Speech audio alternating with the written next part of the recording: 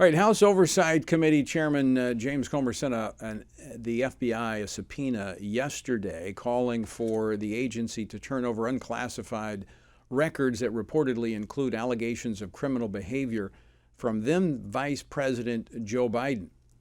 The subpoena stems from an FBI-generated whistleblower form that came to the attention of Senator Chuck Grassley. It outlines a quid pro quo scheme with a foreign national involving payments in exchange for policy decisions. Now, this is potentially quite significant. According to the subpoena coming from the House Oversight Committee, the whistleblower that brought this information forward is highly credible. It's an unclassified whistleblower disclosure. And this shows that, again, this goes back to when when President was Vice President, and there was this quid pro quo, policy decisions based upon monetary benefits that flowed to his family. Now, this is criminal, if in fact this is true. But here's one of the underlying issues, is that this has been in the hands of the FBI for some time. Dating back to at least June of 2020. Why was this never brought out? Why did no one ever know about this?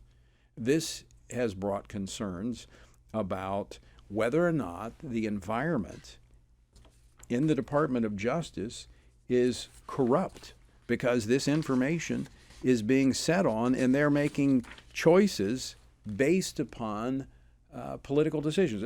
Listen to this. This is Senator Chuck Grassley earlier today on the floor. Clip 2.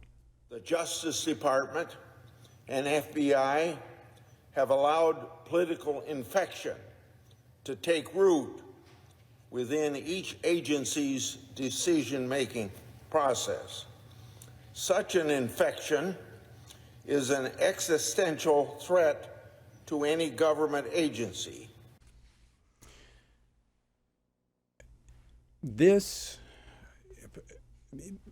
We had all of these allegations, over 50 different congressional investigations into the Trump administration that led nowhere.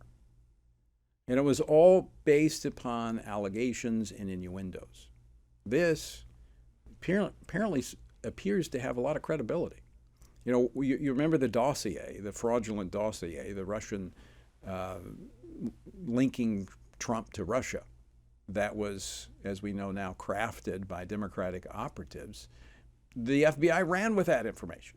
They went to protect, as we now understand, the Biden laptop. But here they had this information and they sat on it and didn't share it with anybody.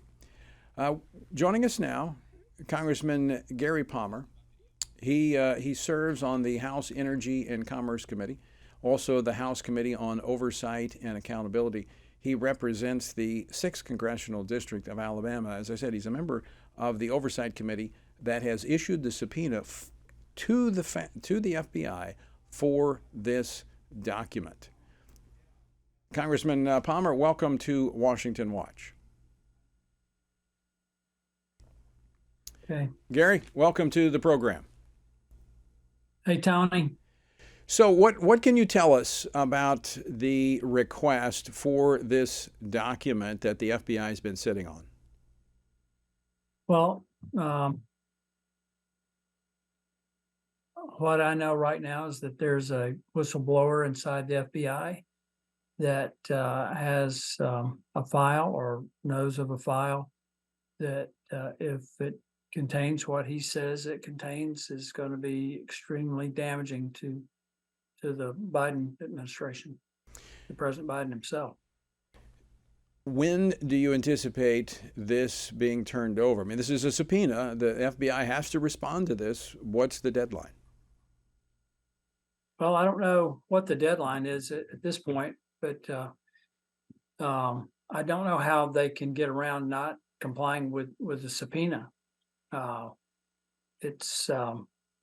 I think the longer they withhold the information, the more damaging it becomes. It'll be interesting to me to see if they try to hold things up because they might consider some breach of their security that this individual has come forward with this information. So I don't know what the timeline will be. I think there's other issues out there that we're looking into as well, that if this file contains what it's purported to contain, that some of the other information that we've been given will certainly make a lot more sense. This alleges criminal activity?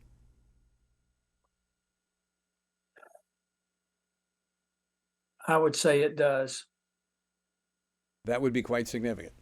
And something that I think the Department of Justice at that point could not ignore, even though they had for the last almost 3 years now, according to what we know from the whistleblower.